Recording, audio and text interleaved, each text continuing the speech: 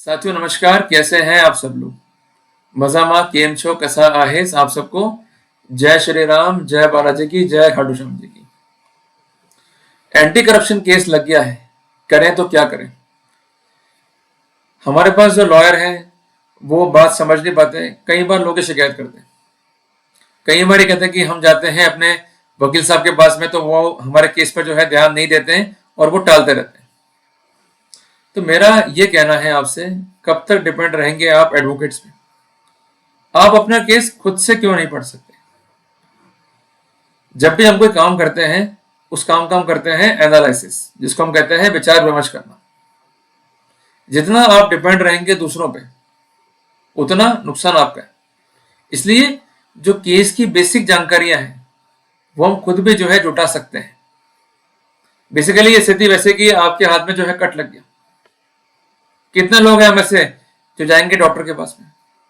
Basically हम अपना उपचार खुद ही करेंगे। भाई अगर कट लग भी गया है तो हम कट को जो है धोएंगे पानी से, फिर डेटॉल अप्लाई करेंगे, फिर जो भी फर्स्ट एड है उसको हम अप्लाई करेंगे ताकि हमें दिक्कत ना हो। क्लियर है बात ये। और कुछ ऐसी समस्या है जिनका निवारण खुद से भी हो सकता है। उसमें से एक पॉइंट ये भी है कि हम अपनी फाइल को खुद से पढ़ें। क्लियर है। And we should do the fundamental analysis of the file at our own level. तो उसके लिए प्रिंसिपल्स क्या है, किस तरीके से वर्कआउट करना है, ये आज हम समझेंगे स्टेप बाय स्टेप। जब भी कोई फाइल आएगी एंटी करप्शन की तो उसमें दो ही तो पहलू हैं, एफआईआर और चार्जशीट। चार्जशीट में क्या लिखती है कंसर्न सीबीआई या एंटी करप्शन ब्यूरो कि हमने फला फला गवाह के बयान लिए, हमने सो एंड सो डॉक्यूमेंट जो है कलेक्ट किए और उनके बेसिस पर आरोपी के विरुद्ध जो है ये केस मेड आउट होता है। तो बेसिकली जो भी आपके ऊपर आरोप है उसका एक बेसिस है। वो बेसिस क्या है? Evidence. Evidence might be electronic evidence, evidence might be documentary evidence, evidence might be ocular evidence.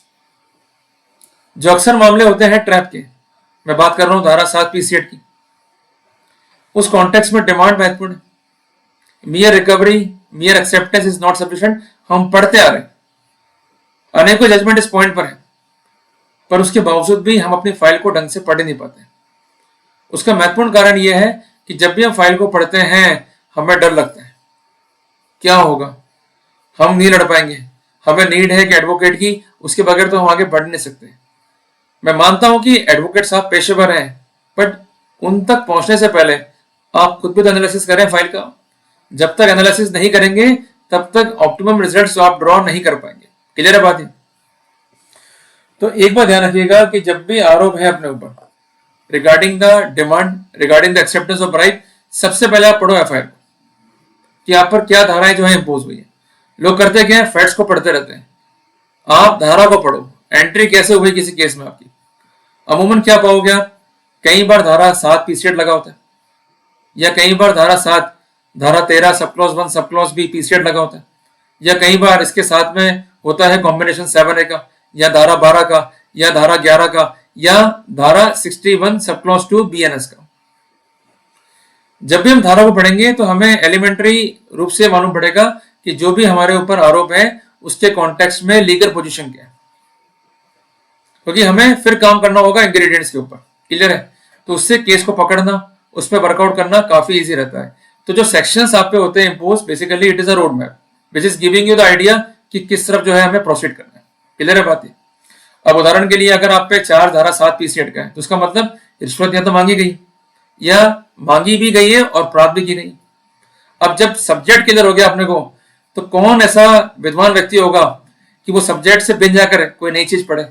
Means case corruption क्या है, कोई है हम में से जो पढ़ेगा मर्डर केस, कोई है हम में से जो पढ़ेगा रेप केस, क्योंकि वो सब्जेक्ट ही नहीं है फिलहाल ये। तो हमें सबसे पहले देखना धारा क्या है, बस सिंपल सा काम है, ये तो आप कर सकते हो ना, इसमें कौन सी बड़ी बात है।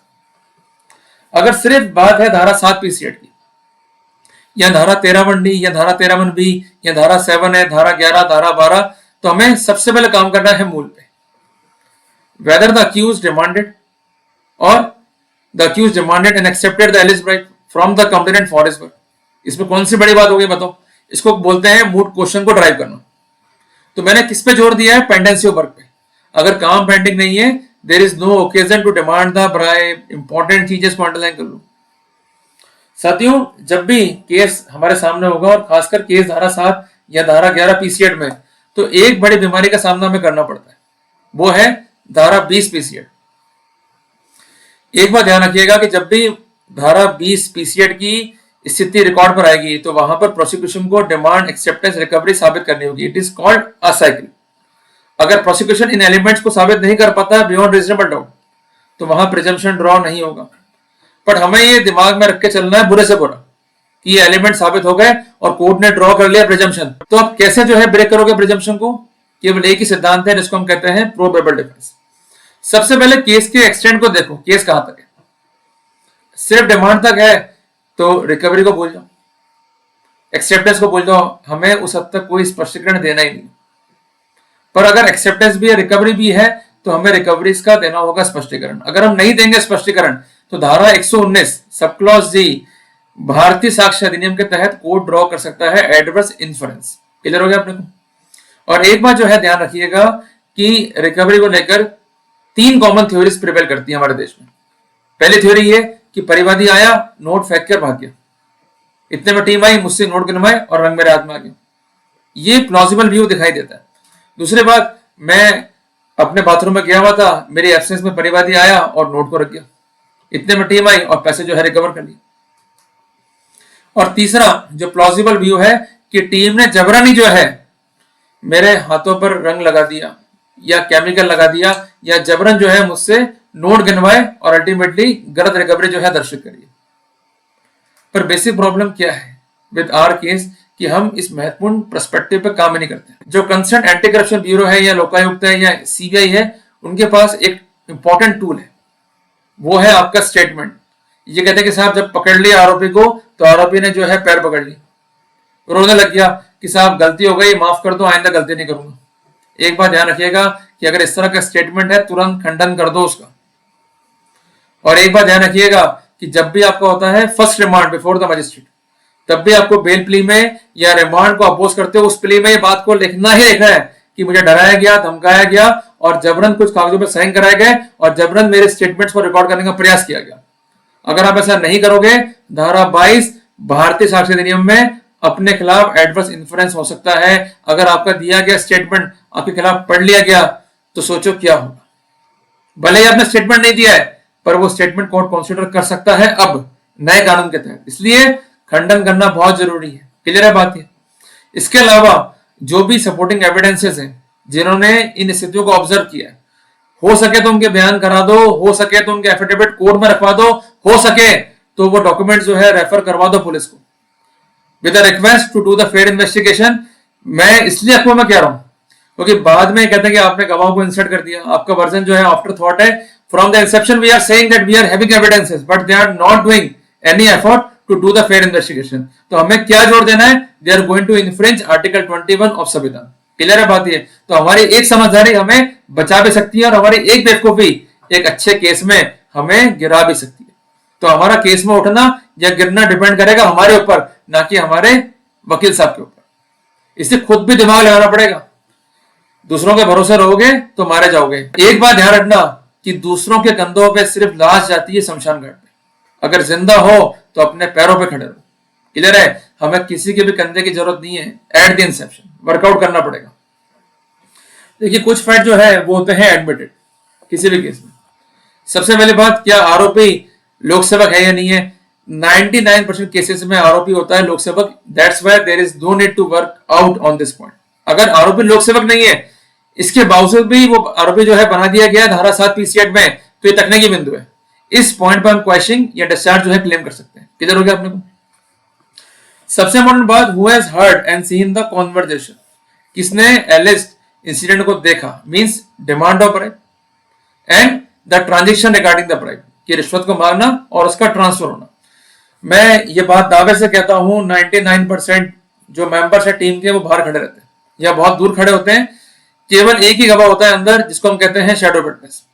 पर अगर शैडो विटनेस और जो परिवादी के बयान है on the point of demand, acceptance and further transactions, उसमें इनकंसिस्टेंसी है, लेक ऑफ कॉर्पोरेशन है, तो वहां पर हम फायदा ले सकते हैं। और यकीन मानिएगा कई बार ऐसा भी देखा गया है रिपोर्ट में, वेरिफिकेशन में या ट्रैप में वेरिएशंस मिलेंगे आपको। जितना वेरिएशंस आएगा उतना हमारे लिए बेनिफिशियल पोजीशन है। इस तरह के जो वेरिएशंस हैं इन्हें हम कहते हैं सेल्फ इनकंसिस्टेंसी।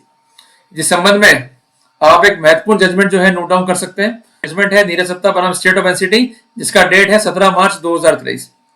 साथियों, इसके अलावा कुछ महत्वपूर्ण बिंदु है कि फर्स्ट बार जो है डिमांड कब रेज हुई, रिपोर्ट जो है कब फाइल की गई, क्या धारा 8 पीसीएट के प्रोविजन का उल्लंघन तो नहीं है, जब फर्स्ट बार मिले थे सब्सिक्वेंट इसके बाद मिले तो क्या उस समय डिमांड रेज हुई थी या नहीं हुई थी, कहीं ये तो नहीं कि जो परिवादी है वो संपर्क में रहा हो कंसर्न एसीबी के सीबीआई के, तो आपको धारा 94B एनएसएस पे जोड़ देना है।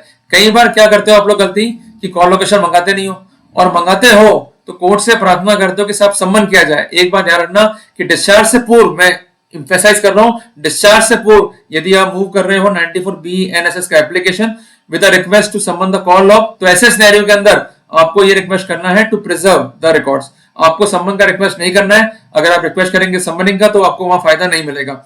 इसी बिंदु पे दो जजमेंट है, एक है ऑनरेबल दिल्ली हाईकोर्ट का और दूसरा है ऑनरेबल कर्नाटक हाईकोर्ट का, जिसकी डिटेल्स जो है अवेलेबल है गूगल पे, वहां जाके आप देख सकते हैं।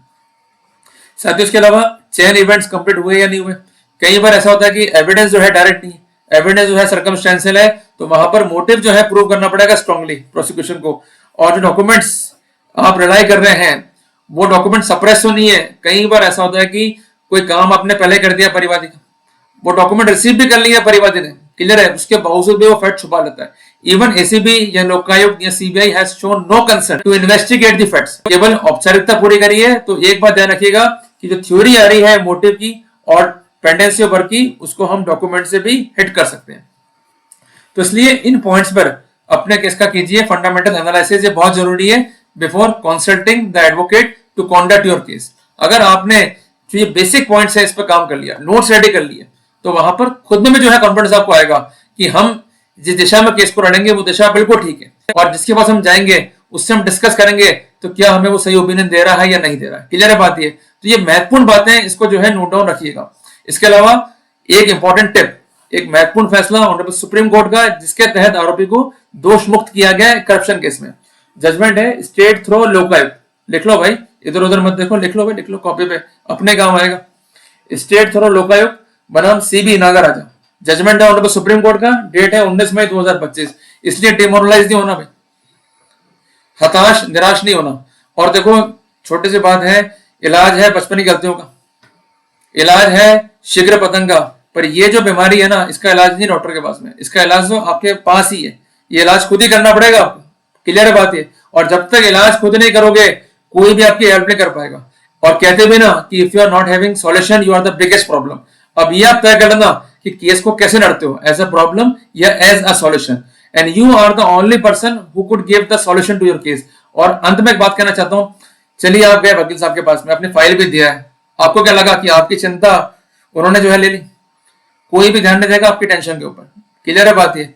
अब इसके विपरीत आप जा रहे हैं कि सर देखिए इसने आरोप लगाया मेरे ऊपर कि ये काम जो है पेंडिंग है, इसके बेटे जो है पैसे मांगे, जबकि मैं ये काम तो बहुत टाइम पहले कर चुका हूं, डॉक्यूमेंट भी रिसीव कर चुका है, ये इसके साइन है और ये इसका पूरा प्रूफ है। खुद देखिए पहले पोजीशन में क्या हुआ था कि यू आर टोटली अनप्रिपेयर्ड, तो ना तो वो आपकी हेल्प कर पा रहे थे और ना आप अपनी हेल्प कर पा रहे थे। पर सेकंड फेज में क्या हुआ, जब आपने एक पॉइंट बताया, अब आप भी अपनी हेल्प कर पा रहे हैं और वो भी आपकी हेल्प कर पाएंगे। इसलिए आप अपने केस में कीजिए फंडामेंटल एनालिसिस, क्लियर है। अगर नहीं करेंगे तो नुकसान जो है फिर आपको ही इसका भुगतना पड़ेगा। जल्दी मिलते हैं एक नए टॉपिक के साथ। टिल देन जय हिंद जय भारत।